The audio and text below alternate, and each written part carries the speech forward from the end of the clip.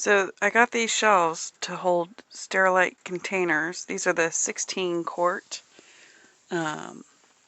ones, and they are just a little bit too wide for most shelf units, or if you wanted to put 3 on there, you're still on a 36-inch wide shelf. They're just a little bit too tight. But these allow me enough room to easily, slide them in and out. And they're the nice width. They're sturdy enough for my needs. If I was actually putting a lot more weight on this, I would definitely upgrade the MDF sheets for each shelf with something a little bit more robust. But these are perfect for me. I've now gotten about 2 shelf units. One I put into 2 halves, and one is the tall one. And it went really together so easy. You do have to keep in mind that wherever the seam is that you join the 2 upright posts, you can't really put a shelf there, so go tall for that one. And keep that in mind when you're planning what you're going to put on the shelves. Another thing that I did was I basically put the bottom one on where I wanted it, and then in the shelf unit, or the shelf slab, and then I put the objects I was going to put on it, and then that gave me the alignment of where to place the next shelf. So I started with this one, put the 2 totes on there, and then I knew where to put this one. Put the 2 totes, and I knew where to put this one, put one, and I knew where to put this one. It would be nice if the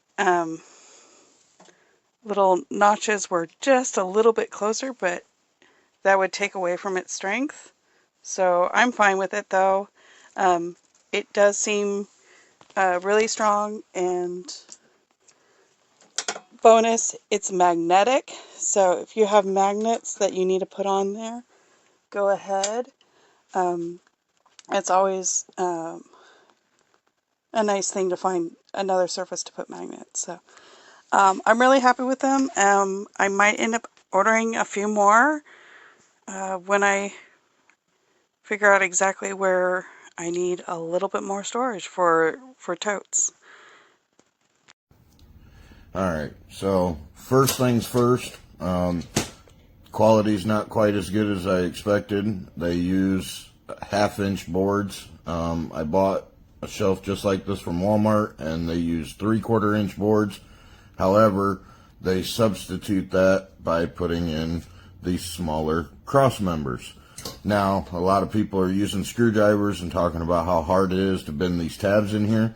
So, as part of my review, I just wanted to show you an easy little trick that I noticed right away was stick the small one in the big one, slide it into the groove, and then if you grab the other end here and then just simply lift your hand up until it's in a T form, then you can slowly wiggle it out, flip it over, stick the other end in, and do the same thing. Now, some of them slide in pretty easy, some don't, but again, just pop it in, flip it up, and then wiggle it out, and then there you have your bent tabs without using a screwdriver and fighting it. So, hope that helps for some of you trying to put it together. Yeah. Facility. Now I'm ready to come and organize, and as you can clearly see, it's flimsy itself, is definitely flimsy, but to try and slide it down, these hooks right here does not give enough space for it to actually slide down like the directions say it should. So we actually had to use our feet to do the little pieces that we did, and as you can see here, it didn't even go down all the way. You can't really use a hammer because you're going to damage it, So yeah, this was just a horrible buy, you guys. Do not buy this shelf. It's a waste of money. And I bought 2 of these 6 months ago, so I'm kind of stuck with them. All right, thanks.